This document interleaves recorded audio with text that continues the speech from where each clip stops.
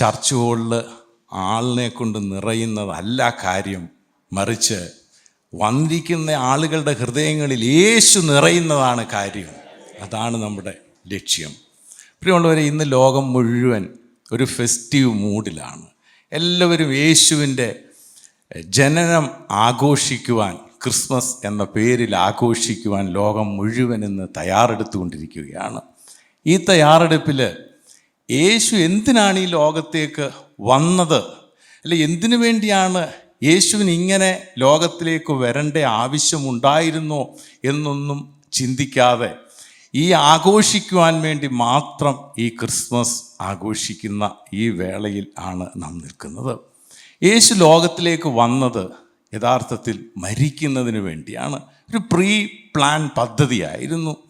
മാനവരാശി മുഴുവൻ വലിയ പാപം ചെയ്ത് പാപത്തിൻ്റെ പിശാചിൻ്റെ അടിമത്തത്തിൽ ആയിക്കഴിഞ്ഞ ആ മനുഷ്യനെ രക്ഷിക്കുവാൻ ദൈവത്തിന് വേണമെങ്കിൽ അവിടെ അവനെ ഉപേക്ഷിച്ച് കളയാമായിരുന്നു.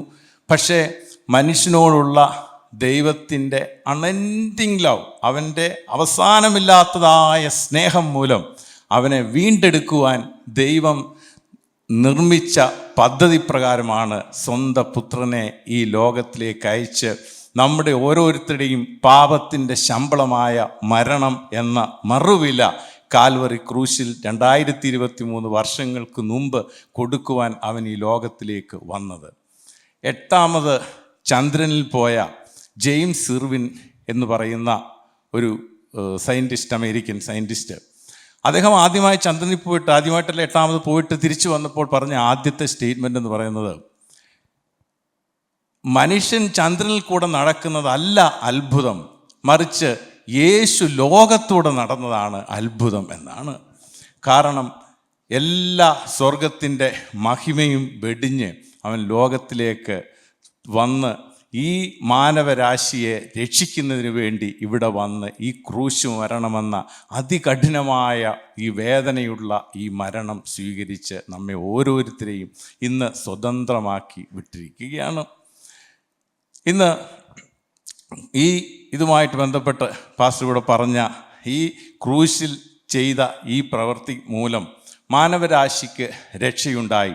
ഈ രക്ഷയുടെ സന്ദേശം ഈ ലോകം മുഴുവൻ അറിയിക്കുന്നതിന് വേണ്ടി നമ്മെ ഓരോരുത്തരെയുമാണ് ദൈവം ചുമതലപ്പെടുത്തിയിരിക്കുന്നത്. ഒരു പാസ്റ്റർക്ക് ഒരു ചർച്ചിൽ ഒരു ദിവസം അങ്ങ് സഹിക്കാൻ വയ്യ. കാരണം എത്ര പറഞ്ഞിട്ടും അവർ ഈ സുവിശേഷത്തിന് ഒരു താല്പര്യം എടുക്കുന്നില്ല. അപ്പോൾ അദ്ദേഹം ഒരു ദിവസം സഹി കെട്ടിട്ട് കർത്താവിനോട് പറഞ്ഞു, കർത്താവെ, ഇനി ഇവരെ കൊണ്ട് നടക്കുമെന്ന് എനിക്ക് തോന്നുന്നില്ല. ഈ പെപ്സി കമ്പനിയെ ഏൽപ്പിക്കുകയാണെങ്കിൽ അവർ 750 കോടി ജനതയിൽ എത്രയും വേഗം ഈ സുവിശേഷം എത്തിക്കും. കാരണം ഇന്ന് പെപ്സി അറിയാൻ മേലാത്ത ഈ ലോകത്തിലെ ഒരാളുമില്ല. അത്രയധികം സഹി കെട്ടിട്ട് പറയും. ദൈവം പാസ്റ്റർ പറഞ്ഞ പോലെ നമ്മെ അത്രയധികം വിശ്വസിച്ചിരിക്കുകയാണ്. നാം ഓരോരുത്തരും ഈ സുവിശേഷം അറിയാത്ത ആളുകളുടെ ഇതിൽ ഇന്ന് മാനവജാതിക്ക് രക്ഷപ്പെടുവാൻ ഒരേ ഒരു മാർഗം, ആകാശത്തിന് കീഴെ ഭൂമിക്ക് മുകളിൽ യേശു എന്ന നാമമല്ലാതെ ഒരു നാമം ഇല്ല എന്നുള്ള ഈ സുവിശേഷം മറ്റുള്ളവരെ അറിയിക്കുവാൻ വലിയ കടമയാണ് നമ്മെ ഓരോരുത്തരെയും ദൈവം ഏൽപ്പിച്ചിരിക്കുന്നത്. ഞാനിന്ന് നിങ്ങളുമായിട്ട് ചെറിയ ഈ പ്രാരംഭ സമയത്ത് ഷെയർ ചെയ്യുവാനായിട്ട് ഉദ്ദേശിക്കുന്നത്, നമുക്കറിയാം 2023 വർഷങ്ങൾക്ക് മുമ്പ് യേശു കാൽവറിയിൽ യാഗമായി തീർന്നു. അവൻ കാൽവറിയിൽ യാഗമായി യേശു ഈ ദൃശ്യലോകത്ത് കാൽവറിയിൽ തൂങ്ങി, ആ ക്രൂശ് മരത്തിൽ തൂങ്ങിക്കിടക്കുമ്പോൾ ഇതേ സെയിം ടൈം പിതാവായ ദൈവത്തിൻ്റെ അടുത്ത് നടന്ന ചില കാര്യങ്ങൾ നിങ്ങളൊത്ത് പങ്കുവയ്ക്കുവാനാണ് ഈ സമയം ഞാൻ ആഗ്രഹിക്കുന്നത്. കാരണം ഈ കാൽവറി ക്രൂശിനെ പറ്റി ആരെവിടെ പറഞ്ഞാലും ഒരുപാട് തടസ്സങ്ങളായിരിക്കും. കാരണം പിശാചിന് ഒട്ടും സഹിക്കുവാൻ വയ്യാത്തൊരു കാര്യമാണ്. അപ്പം മനുഷ്യന് അനുഗ്രഹത്തിൻ്റെ കാര്യങ്ങളെപ്പറ്റി പറയുമ്പോൾ അത് പിശാചിനും സന്തോഷമാണ്. കാരണം പണ്ടൊരാൾ പറഞ്ഞു, പണം വേണം പാപം ചെയ്യാനും. കാരണം അതുകൊണ്ട് അനുഗ്രഹം എത്ര കൊടുത്താലും അത് പാപത്തിലേക്കുള്ള ഒരു ടെംപ്റ്റേഷനാണ്. അപ്പോൾ അതുകൊണ്ട് പക്ഷെങ്കിൽ ക്രൂശ് അതുപോലല്ല. കാൽവറി ക്രൂശ് പിശാചിന് സഹിക്കത്തില്ല. കാൽവറി ക്രൂശ് എന്ന് കേൾക്കുമ്പോൾ തന്നെ പിശാച് ഞെട്ടിത്തരിക്കും. അതുകൊണ്ട് കാൽവറി ക്രൂശ് മാത്രമാണ് നമ്മുടെ രക്ഷ. കാൽവറി ക്രൂശിലാണ് യേശു നമുക്ക് വേണ്ടി യാഗമായി ജയാളിയായി മാറിയത്. എങ്ങനെയാണ് അവൻ ജയാളിയായി മാറിയതെന്നും അതേസമയം ആ ദൃശ്യലോകത്ത് യേശു കാൽവറിയിൽ തൂങ്ങിക്കിടക്കുമ്പോൾ പിതാവായ ദൈവത്തിൻ്റെ അടുത്ത് നടന്ന കാര്യങ്ങൾ എന്തൊക്കെയാണെന്നും അതിൻ്റെ ആത്മീയ അർത്ഥങ്ങൾ നിങ്ങളുമായിട്ട് ഒത്ത് പങ്കുവെക്കുവാനായിട്ട് ഞാൻ ഒന്ന് ശ്രമിക്കുകയാണ്. നമുക്കൊരു വാക്യം വായിക്കാം. കൊലോസ്യർ 2:14-15.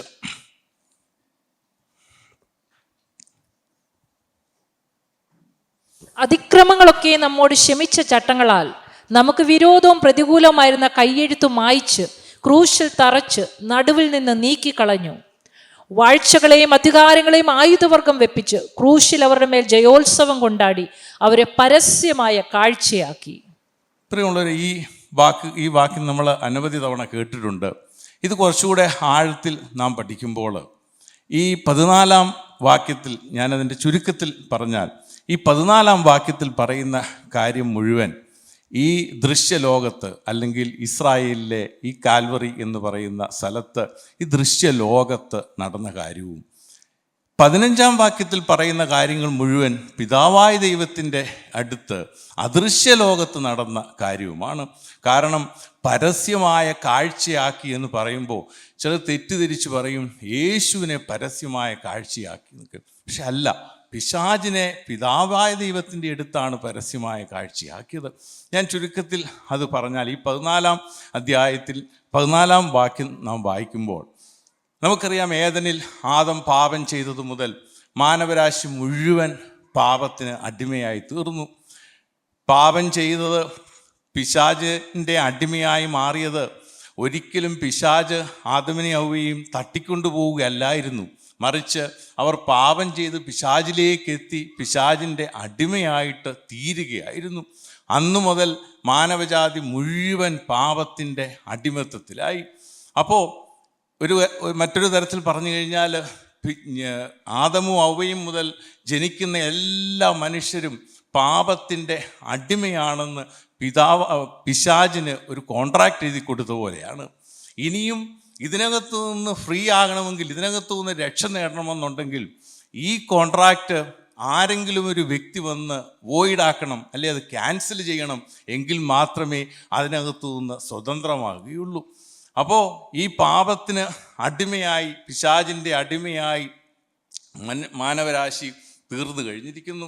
അപ്പോൾ ഇതിനകത്ത് നിന്ന് ഈ മനുഷ്യനെ എങ്ങനെയാണ് പുറത്തെടുക്കേണ്ടതെന്നാണ്. എന്തിനാണ് യേശു കാൽവറിയിൽ ഇത്രയും വലിയ വില കൊടുക്കേണ്ട ആവശ്യമുണ്ടായിരുന്നോ നമുക്ക് എന്ന് നാം ചിലപ്പോൾ ചിന്തിക്കും. കാരണം ഈ കോൺട്രാക്റ്റ് ക്യാൻസൽ ചെയ്യുവാൻ പാപത്തിൻ്റെ ശമ്പളം മരണമാണെന്ന് നമുക്കറിയാം. ഈ മരണം ഒരു വ്യക്തി, ഒരാൾ ആ ശമ്പളമായ മരണം വഹിച്ചേ പറ്റുകയുള്ളൂ. അപ്പോൾ ഈ യേശു കാൽവറിയിൽ ചെയ്ത ത്യാഗം എന്ന് പറയുന്നത്, യേശു പിശാചിൻ്റെ അടുത്ത് നിന്ന് ഈ കോൺട്രാക്റ്റ് വാങ്ങിച്ച് തൻ്റെ രക്തം കൊണ്ട് അതിനകത്ത് ഒരു പ്രത്യേക ഒരു വാക്ക് എഴുതിയിട്ടുണ്ട്, കൈയെഴുത്തുന്ന ഒരു ലീഗൽ വേർഡിൽ പറയുകയാണെങ്കിൽ ചാർജസ് എന്ന് പറയാം. അതായത് കുറ്റങ്ങൾ, നാം ഓരോരുത്തരും ആദം മുതൽ ചെയ്ത മനുഷ്യരാശി ചെയ്ത മുഴുവൻ കുറ്റങ്ങളും ഈ ചാർജസ് മുഴുവൻ ഒരു കുറ്റപത്രത്തിൽ എഴുതി. അതൊരു കോർട്ട് വേർഡാണ് കുറ്റപത്രം, ചാർജ് ഷീറ്റ്. ഈ കുറ്റപത്രത്തിൽ ഈ കുറ്റങ്ങൾ മുഴുവൻ എഴുതി ഇത് പിശാചിൻ്റെ കയ്യിൽ നിന്ന് യേശു വാങ്ങിച്ച് തൻ്റെ സ്വന്തം രക്തം കൊണ്ട് ആ കുറ്റപത്രത്തിലെ മുഴുവൻ ചാർജസും മായ്ച്ചു കളഞ്ഞു. ചില ഇംഗ്ലീഷ് വേർഷനിൽ എഴുതിയിരിക്കുന്നത് ഡീ ഇങ്ക് ചെയ്തെന്നാണ്. കാരണം ആ കുറ്റങ്ങൾ മുഴുവൻ ഒപ്പിയെടുത്തു എന്നാണ് പറയുന്നത്. ഇപ്പോൾ കാൽവറിയിൽ 2023 വർഷങ്ങൾക്ക് മുമ്പ് തൂങ്ങിക്കിടക്കുന്നത് കുറ്റമില്ലാത്ത ഒരു കുറ്റപത്രമായി യേശു തൂങ്ങിക്കിടക്കുകയാണ്. നിങ്ങൾക്ക് മനസ്സിലായി എന്ന് ഞാൻ വിശ്വസിക്കുന്നു. കാരണം ഈ കുറ്റങ്ങൾ മുഴുവൻ യേശു വഹിച്ച് അവൻ്റെ സ്വന്തം രക്തം കൊണ്ട് ഈ കുറ്റപത്രത്തിലെ ഈ ചാർജസ്, ഈ കുറ്റങ്ങൾ മുഴുവൻ, ഈ പാപങ്ങൾ മുഴുവൻ മായ്ച്ചു കളഞ്ഞ് കുറ്റങ്ങളില്ലാത്ത കുറ്റപത്രമായി യേശു കാൽവറിയിൽ കിടക്കുന്നു. പ്രിയമുള്ളവരെ, ഈ കുറ്റമില്ലാത്ത യേശു കാൽവറിയിൽ കിടക്കുമ്പോൾ നമ്മൾ പിതാവായ ദൈവത്തിൻ്റെ അടുത്തേക്കൊന്ന് പോവുകയാണ്. ഇതേ സമയത്ത് 15-ാം വാക്യം വായിക്കുമ്പോൾ നമുക്ക് മനസ്സിലാകും, ഇതേ സമയത്ത് പിതാവായ ദൈവം തൻ്റെ സ്വർഗീയ സിംഹാസനത്തിൽ ഇരിക്കുന്നു. പിശാച് അവിടെ വരികയാണ്. പിശാച് പിതാവായ ദൈവത്തോട് പറയുന്നു, നിന്റെ മക്കൾ ചെയ്ത പാപങ്ങളുടെ ശിക്ഷ നീ കൊടുക്ക്. അപ്പോൾ പിതാവായ ദൈവം ചോദിക്കുന്നു, എവിടെയാണ് എൻ്റെ മക്കൾ ചെയ്ത പാപങ്ങൾ? അവൻ പിശാച് ചൂണ്ടിക്കാണിക്കുന്നു, ദാ താഴോട്ട് നോക്ക്, ദാ താഴോട്ട് നോക്ക്. പിതാവായ ദൈവം താഴോട്ട് ഭൂമിയിലേക്ക് നോക്കുന്നു. പിതാവായ ദൈവം പിശാചിനോട് പറയുന്നു, അവിടെ ഞാൻ എൻ്റെ മകൻ്റെ രക്തമല്ലാതെ ഒന്നും കാണുന്നില്ലല്ലോ, പിന്നെന്താണ് എവിടെയാണ് എൻ്റെ മക്കൾ ചെയ്ത പാപങ്ങൾ എവിടെയെന്ന് ചോദിക്കുന്നു. ഇങ്ങനെയാണ് കാൽവറി ക്രൂശിൽ യേശു മുഖാന്തരം പിശാച് നമുക്ക് ഓരോരുത്തർക്കും എതിരെ ആ പിതാവായ ദൈവത്തിൻ്റെ എടുത്തു കൊണ്ടുവന്ന കുറ്റങ്ങൾ ഒന്നും തന്നെ തെളിയിക്കാനാകാതെ അവനെ ആയുധവർഗം വെപ്പിച്ച് പരസ്യമായ കാഴ്ചയാക്കി പിശാചിനെ കാൽവറിയിൽ യേശു മുഖാന്തരം പിതാവായ ദൈവത്തിൻ്റെ മുമ്പിൽ പിശാചിനെ പരസ്യ കാഴ്ചയാക്കി എന്നാണ് ആ 15-ാം വാക്യത്തിൽ പറയുന്നത്. പ്രിയമുള്ളവരെ, ഇതാണ് യേശു കാൽവറിയിൽ നമുക്ക് വേണ്ടി ചെയ്തത്. ചിലർ ചോദിക്കും, യേശുവിന് ഇത്രയും വലിയ ഈ മരണമെന്ന ഈ വലിയ യാഗം ചെയ്തില്ലായിരുന്നെങ്കിൽ അവന് വേണമെങ്കിൽ നമുക്ക് എന്ത് കാര്യങ്ങൾ നമുക്ക് ഈ ലോകത്തിൽ ആവശ്യമുള്ളതും, ഈ ലോകത്തെ ഈ പ്രപഞ്ചത്തെ ഒരു വാക്കുകൊണ്ട് സൃഷ്ടിച്ച ദൈവത്തിന് അവിടെ ഇരുന്നുകൊണ്ടൊരു വാക്ക് പറഞ്ഞാൽ മതിയായിരുന്നു. പക്ഷേ നമ്മുടെ പാപത്തിൻ്റെ മോചനത്തിന് അത് പോരായിരുന്നു. നമ്മുടെ പാപത്തിൻ്റെ മോചനത്തിന് അവൻ യാഗമായി പിശാച് ചോദിച്ച വില തന്നെ കൊടുക്കേണ്ടിയിരിക്കുന്നു. ആ വിലയാണ് അവൻ കാൽവറിയിൽ കൊടുത്തത്. ഈ പിതാവായ ദൈവം നോക്കുമ്പോൾ യേശു വേദന സഹിക്കുവാൻ കഴിയാതെ ഏതെങ്കിലും കാരണവശാൽ ആ ക്രൂശിൽ നിന്നൊന്ന് മാറിയിരുന്നെങ്കിലത്തെ അവസ്ഥ നാം ഒന്ന് ആലോചിച്ച് നോക്കി. എന്തായിരിക്കും സ്ഥിതി? നമ്മുടെ ഓരോരുത്തരുടെയും ആ കുറ്റപത്രത്തിലെ മുഴുവൻ പാപങ്ങളും തെളിഞ്ഞു നിൽക്കും. നമ്മളെ ശിക്ഷിക്കാതിരിക്കുവാൻ പറ്റത്തില്ല. പിശാച് വന്ന് ന്യായം പറഞ്ഞാലും നീതിമാനായ നമ്മുടെ ദൈവത്തിന് അതനുസരിച്ചേ പറ്റത്തുള്ളൂ. കാരണം നീതിമാനായ ദൈവമാണ്. പിശാചാണ് പറയുന്നുകൊണ്ട് അവൻ നീതി നടപ്പാക്കാതിരിക്കുന്ന ദൈവമല്ല. പ്രിയമുള്ളവരെ, ഇതാണ് കാൽവറിയിൽ യഥാർത്ഥമായിട്ട് സംഭവിച്ചത്. ഈ ആഴത്തിൽ യേശു നമുക്ക് വേണ്ടി ചെയ്ത ഈ കാര്യം നാം മനസ്സിലാക്കുമ്പോൾ ഈ യേശുവിന് വേണ്ടി ഈ യേശു പറഞ്ഞത് അനുസരിച്ച് ജീവിക്കുക എന്നുള്ള അല്ലാതെ ഇനി എന്താണ് നമ്മുടെ ജീവിതത്തിൽ ചെയ്യുവാനുള്ളത്? പണ്ട് വള്ളത്തോളിൻ്റെ ഒരു കവിത പോലെ, ഭാരതമെന്ന പേര് കേട്ടാലോ അഭിമാനപൂരിതമാകണം അന്തരംഗം, കേരളമെന്ന പേര് കേട്ടാലോ തിളയ്ക്കണം ചോര നമുക്ക് ഞരമ്പുകളിൽ. ഞാനൊന്ന് ചോദിക്കട്ടെ, ഈ യേശു എന്ന പേര് കേൾക്കുമ്പോൾ നമ്മുടെ ചോര തിളയ്ക്കുന്നുണ്ടോ? മോസസിനെ പോലെ എരിവുള്ളവരായി ഈ യേശുവിന് വേണ്ടി നിൽക്കുവാൻ, ഈ യേശുവിന് വേണ്ടി ഈ ലോകത്തിൽ നമുക്ക് നിൽക്കുവാൻ, അവന് സാക്ഷിയായി അവൻ നമ്മെ ഏൽപ്പിച്ച ദൗത്യം ഉത്തരവാദിത്വത്തോടുകൂടി അവസാനം വരെ ചെയ്യുവാൻ നമുക്ക് ഓരോരുത്തർക്കും സാധിക്കുന്നില്ലെങ്കിൽ കാൽവറിയിൽ ഈ യേശു ചെയ്ത യാഗത്തിൻ്റെ യഥാർത്ഥ ആഴത്തിലുള്ള അർത്ഥം നമുക്കിന്നും മനസ്സിലായിട്ടില്ല എന്നുള്ളതാണ്. ഇനിയും എൻ്റെ ജീവിതത്തിൽ ഒന്നും കിട്ടുന്നില്ല എങ്കിൽ പോലും ഇവിടെ കൊയറുകാർ പാടിയതുപോലെ ഇന്ന് നാം ഇവിടെ നിൽക്കുവാൻ കാരണം യേശുവാണ്. ഇന്ന് നമ്മൾ ഓരോരുത്തരും ഇവിടെ നിൽക്കുവാൻ കാരണം യേശുവാണ്. ഇന്നും നാം ഈ നിമിഷവും ഞാനിവിടെ നിന്ന് പറയുന്നത് പോലും യേശുവിൻ്റെ ദാനമാണ്. കാരണം നമുക്കറിയാം, ഇന്ന് നമുക്കിവിടെ ജീവിക്കണമെന്നുണ്ടെങ്കിൽ ഓക്സിജൻ ആവശ്യമാണ്. ഈ അന്തരീക്ഷത്തിൽ ഒരുപാട് ഗ്യാസസ് ഉണ്ട്. ഓക്സിജൻ്റെ അളവ് വേണ്ട 23%. ഞാൻ ചോദിക്കട്ടെ, എനിക്ക് ഓക്സിജനിൽ വിശ്വാസമില്ല, അതുകൊണ്ട് എനിക്ക് നൈട്രജൻ മതി എന്ന് ആർക്കെങ്കിലും പറയാൻ പറ്റുമോ?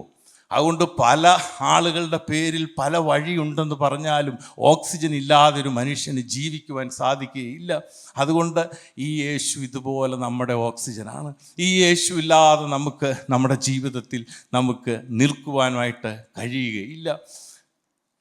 പ്രിയമുള്ളവരെ, അതുകൊണ്ട് ഞാൻ മുമ്പോട്ട് പോകട്ടെ. യേശുവിൻ്റെ ഈ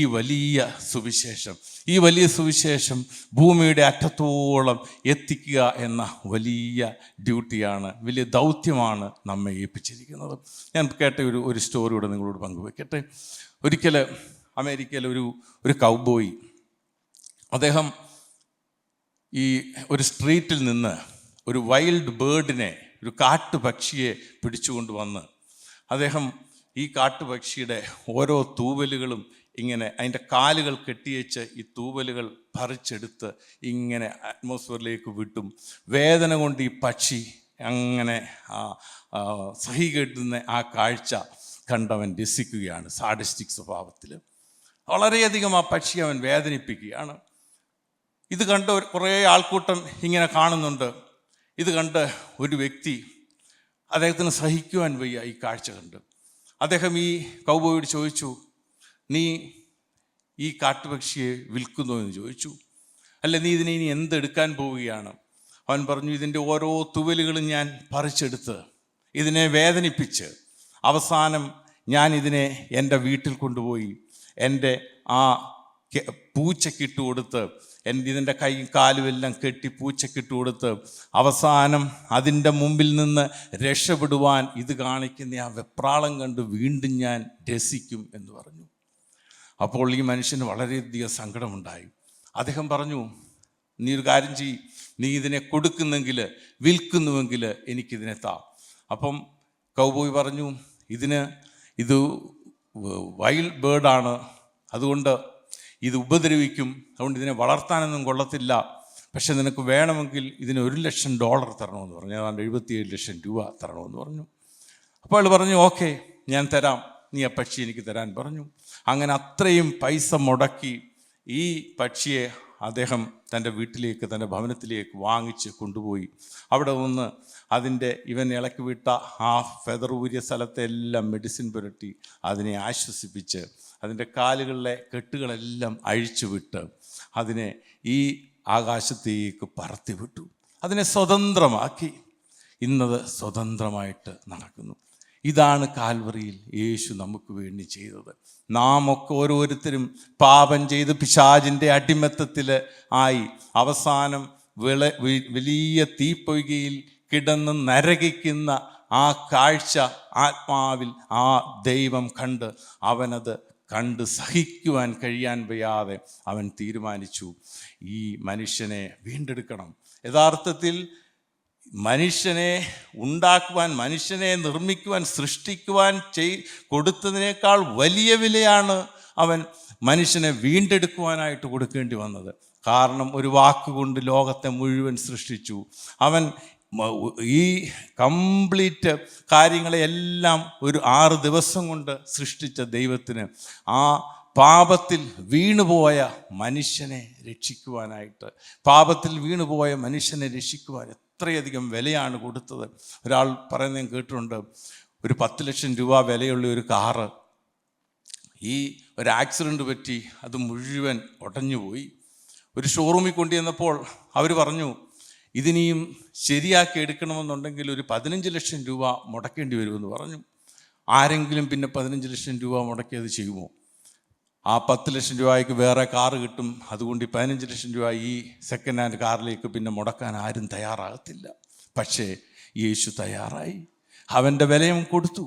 കാരണം സൃഷ്ടിച്ച നമ്മെ ഓരോരുത്തരെയും അതിനുശേഷം വീണ്ടെടുക്കുവാൻ അതിനേക്കാൾ വലിയ വിലയാണ് കൊടുക്കേണ്ടി വന്നത്. ആ വില കൊടുത്ത് എന്തിനാണ് ഈ വില കൊടുത്ത്? വേണമെങ്കിൽ യേശുവിനവിടെ നമ്മളെ ഉപേക്ഷിച്ച് കളയാമായിരുന്നു.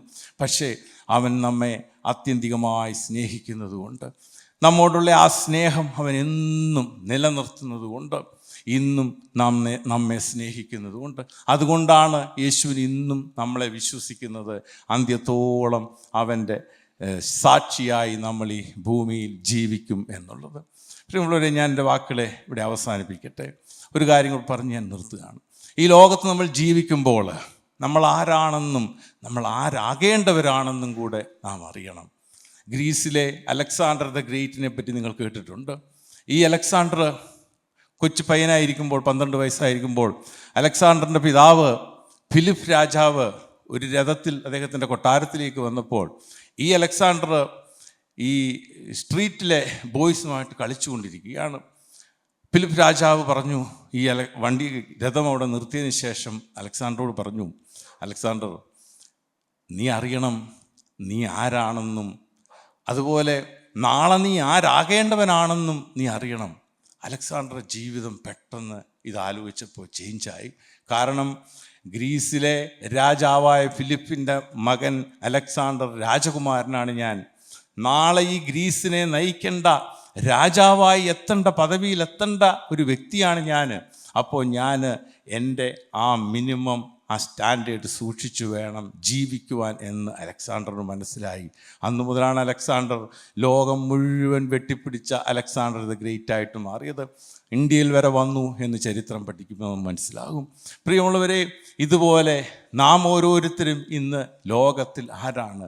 ദൈവത്തിൻ്റെ പുത്രനാണ്. ലോകത്തിലെ ഏറ്റവും അനുഗ്രഹിക്കപ്പെട്ട ഒരു വ്യക്തി ആരാണെന്ന് ചോദിച്ചാൽ ഞാൻ പറയും, ഞാനും നിങ്ങളുമാണ്. യേശുവിനെ അംഗീകരിച്ച് യേശുവിനെ വിശ്വസിക്കുന്ന യേശുവിൻ്റെ മക്കളാണ് അനുഗ്രഹിക്കപ്പെട്ട വ്യക്തി എന്ന് പറയുന്നത്. കാരണം ലോകത്ത് ദൈവത്തെ റെപ്രസെൻ്റ് ചെയ്യുവാൻ ദൈവം നമ്മെ ഭരമേൽപ്പിച്ചിരിക്കുകയാണ്. മറ്റാർക്കുമില്ലാത്ത ആ വലിയ പദവി. ലോകത്ത് നാം ദൈവത്തെയാണ് ഇന്ന് പ്രതിനിധീകരിക്കുന്നത്. We are the ambassadors of Christ എന്നാണ് പറയുന്നത്. നമ്മൾ ദൈവത്തിൻ്റെ സ്ഥാനാപതികളാണ്. ഇവിടെ നിൽക്കുമ്പോൾ നാം ദൈവത്തിൻ്റെ സ്ഥാനാപതികളാകുമ്പോൾ ദൈവത്തിൻ്റെ ഹെവൻലി കൾച്ചറാണ് നമ്മുടെ ജീവിതത്തിൽ ഉണ്ടാകേണ്ടത്. ചെന്നൈയിലെ അമേരിക്കൻ എംബസി കോൺസുലേറ്റ് ചെല്ലുമ്പോൾ നമുക്കൊരു കാഴ്ച കാണാം. വലിയ ക്യൂ ആയിരിക്കും രാവിലെ ഇൻ്റർവ്യൂവിന് ചെല്ലുമ്പോൾ. അപ്പോൾ ആ ക്യൂവിൽ ചെന്ന് ആ എൻട്രൻസ് വരെ ചെല്ലുമ്പോൾ നമുക്ക് അവിടുത്തെ ആ ഹൈജീനൊന്നും കണ്ട് അത്ര ചിലപ്പോൾ പിടിക്കത്തില്ല. പക്ഷേ ആ എൻട്രൻസ് അകത്ത് കയറി കഴിയുമ്പോഴത്തേക്ക് സെക്യൂരിറ്റിയൊക്കെ കഴിഞ്ഞ് അകത്തേക്ക് കയറി കഴിഞ്ഞാൽ പെട്ടെന്ന് രൂപം മാറും. കാരണം അവിടെ എല്ലാം സായിപ്പുമാരും കുറേ ആളുകളും ഇങ്ങനെ ഒരു അമേരിക്കൻ കൾച്ചറാണ് പിന്നെ അതിനകത്ത് നമുക്ക് കാണുവാനായിട്ട് സാധിക്കുന്നത്. കാരണം അവിടെ മുഴുവൻ പിന്നെ അങ്ങനത്തെ അമേരിക്കയിലെ ആ ഒരു സംവിധാനവും ആ ഒരു അറ്റ്മോസ്ഫിയറാണ് അവിടെ അവർ ക്രിയേറ്റ് ചെയ്തിരിക്കുന്നത്. പ്രിയമുള്ളവരെ, ഇതുപോലെ ദൈവത്തിൻ്റെ പ്രതിനിധികളായി ലോകത്ത് നാം ജീവിക്കുമ്പോൾ ആ ദൈവത്തിൻ്റെ നമ്മുടെ ഓരോ ഭവനങ്ങളും സ്വർഗീയ കൾച്ചറായിട്ട് മാറണം. നമ്മുടെ ഉള്ളം യേശുവിൻ്റെ കൾച്ചർ നമ്മളിൽ വളർത്തണം. അവസാനത്തോളം ഒരു ദൈവത്തെ പ്രതിനിധീകരിക്കുന്ന ഒരു വ്യക്തി യേശുവിനെ, നമ്മളിവിടെ ചെയ്യുന്ന ഓരോ തെറ്റുകൾക്കും യേശു നമ്മോട് ആവശ്യപ്പെടുന്ന അനുസരിച്ച് നമ്മൾ മുമ്പോട്ട് പോകുമ്പോൾ, നമ്മൾ എന്ത് ഇവിടെ ഒരു പാപത്തിന് വേണ്ടി നമ്മൾ പാപം ചെയ്യുമ്പോഴും യേശുവോട് ദുഃഖിക്കുകയാണ്. കാരണം ഇത്രയധികം എനിക്കും നിങ്ങൾക്കും വേണ്ടി അവൻ കൊടുത്ത ആ വിലയിൽ അവർക്കിന്നും അത് മനസ്സിലായിട്ടില്ലല്ലോ എന്നോർത്ത് കർത്താവ് ദുഃഖിക്കുകയാണ്. ഈ യേശുവിനെ ദുഃഖിക്കാതെ ഇന്നും വീണ്ടും നമുക്ക് വേണ്ടി അവൻ ഓഫർ ചെയ്തിരിക്കുന്ന ഏദനിൽ ആദമും ഹവ്വയും നഷ്ടപ്പെടുത്തി കളഞ്ഞ ആ ദൈവത്തോടൊത്തുള്ള ആ ജീവിതത്തിന് നമ്മെ ഓരോരുത്തരെയും ദൈവം ഒരുക്കുവാൻ സഹായിക്കട്ടെ എന്ന് പ്രാർത്ഥിച്ചുകൊണ്ട് ഞാൻ എൻ്റെ വാക്കുകൾ അവസാനിപ്പിക്കുന്നു. Thank you. God bless you. ഇന്ന് കേട്ട ഈ സന്ദേശം തീർച്ചയായിട്ടും നിങ്ങൾക്ക് അനുഗ്രഹമായിരുന്നു ഞങ്ങൾ വിശ്വസിക്കുന്നു. ഒരുപക്ഷെ നിങ്ങൾ ഇതുവരെയും ഈ ചാനൽ സബ്സ്ക്രൈബ് ചെയ്തിട്ടില്ലെങ്കിൽ ദയവായി ഇപ്പം തന്നെ ഒന്ന് സബ്സ്ക്രൈബ് ചെയ്യുക. ഈ സന്ദേശം മറ്റു ചിലർ കൂടി ഒന്ന് ഫോർവേഡ് ചെയ്ത് കൊടുക്കുക. നിങ്ങൾക്കിത് അനുഗ്രഹമായിരുന്നെങ്കിൽ തീർച്ചയായിട്ടും അത് മറ്റുള്ളവർക്കും ഒരു അനുഗ്രഹമായി തീരുവാൻ അത് കാരണമായി തീരും. God bless you.